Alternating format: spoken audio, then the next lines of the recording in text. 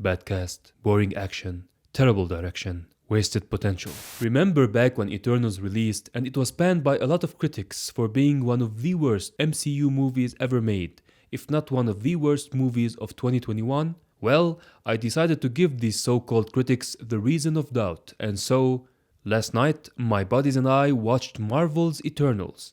And to all those critics and reviewers, I would like to say that you were absolutely positively right on the motherfucking money, baby. That shit so. Eternals tells the story of the United Colors of Benetton, a race of super beings that were created by the celestial Arishem in 5000 BC.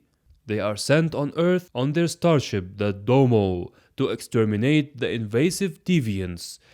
You know what? I'ma let the robot handle this shit, I don't care less. The movie opens up with a text scrolls that explains a short history of Celestials and Eternals. The movie goes back and forth between past and present, showing us all things the Eternals participated in history, including helping them advance their technology to the point humans make the bomb that hit Hiroshima and the conquistadors' conquest through America, as well as all the times they protected the world from the alien monster called the Deviants up until the 1500s, as they thought they had killed the last of them. Thena is the one that sparks them all to split by attacking the group, but she doesn't kill anyone. The Prime Eternal, Ajak, offers to cure Thena's affliction at the cost of her memories to prevent more attacks, but Gilgamesh steps in and says he'll watch over her. Druig ensues into a deep monologue about how he doesn't like standing on the sidelines while humans slaughter each other, so he takes some of the nearby fighting humans and leaves. Gilgamesh and Thena go off and live in Australia together. Sprite and Cersei become companions during the time when Icarus leaves Cersei. Cersei starts dating Dane Whitman and teaching at a primary school. Kingo travels the world and eventually becomes a popular Bollywood actor, even going as far as pretending to be his own descendants within a fake family so he can keep acting. Druig starts a colony in the Amazon. Fastos goes and lives his life by having a family, he has a husband and a son. Macquarie has been living in their ship for centuries. After that, lots of blah blah blah shit and stuff happen and they have reunite again to prevent a celestial from being born, hence destroying the earth, and they find out that they were wrong about other stuff and they question their gods and shit. It's all so boring and fuck if I care. Back to you, human. Eternals is a huge letdown and a huge disappointment for me, and a serious blow to an already mediocre Phase 4 of an already tired franchise, the exception being Spider-Man No Way Home. Chloe Zhao, why is she dressed like a hobo? Director of the breathtaking The Rider and the Oscar bait Nomadland, does her best to introduce us to the world of the Eternals as well as build their character arcs in excruciating details. But I cannot help but notice that bringing an indie filmmaker to the Marvel scene without a hint of what's going on wasn't a smart move. The story, while interesting in concept, just isn't that well realized on screen. You see, now I know about the Celestials and Eternals and shit, but for all I care, I just watched 11 years' worth of 3 MCU phases and they led to a satisfying conclusion and a proper send-off. Why the hell would you tire me up once again to invest in some newer, lamer shit? And now, for the moment, every woke social media outlet wanted us to wait for. Ladies and gentlemen and non-binaries, the Eternals themselves in The Representation, La Representation. Who cares how crappy your movie is? How low effort you put in your script? Who cares how much talent you put on screen? How uncharismatic your leads are? You cannot beat Il Representationare, featuring bored AAA female Hollywood star number 1, Ajax. Bored AAA female Hollywood star number 2, Antenna. Slightly engaged minus AA female star Cersei Lannister.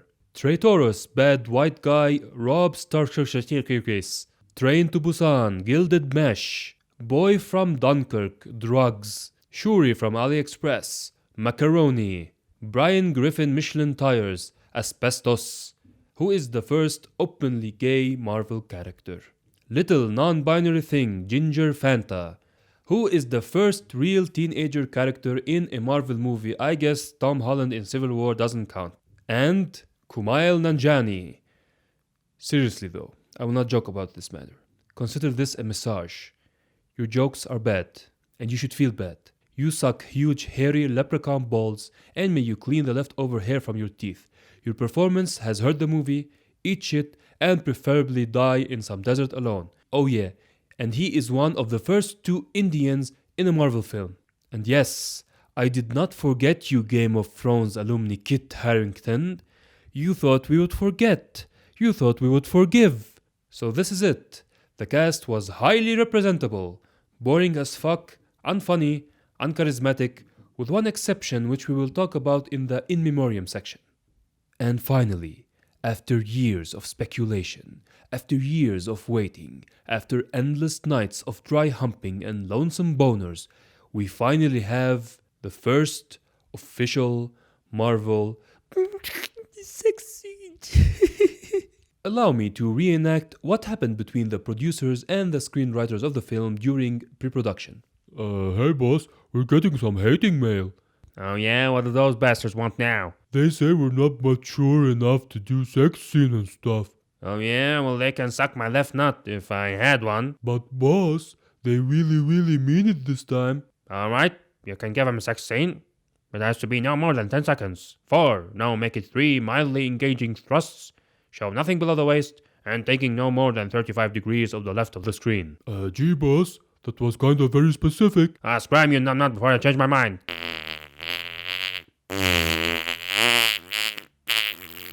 So in conclusion, just fast forward through Eternals to get to the mid-credits and post-credit sequences just to tick those fancy Phase 4 checklists. Otherwise, don't bother. In Memoriam this week brings you the role of Harish Patel in the shitty movie Eternals. Harish Patel is an Indian actor. Although mainly associated with the stage, he has appeared in Indian and British films and television shows. He is one of the first 2 Indians to be in an MCU movie in a major capacity. In Eternals, he is effortlessly likable, courteous, friendly, and unintentionally funny, and just grows on you and doesn't force any overbearing jokes on our sensitive ears. Oh, I just wish everyone was like you, Harish. This was The Rocks, keeping it extra cheesy.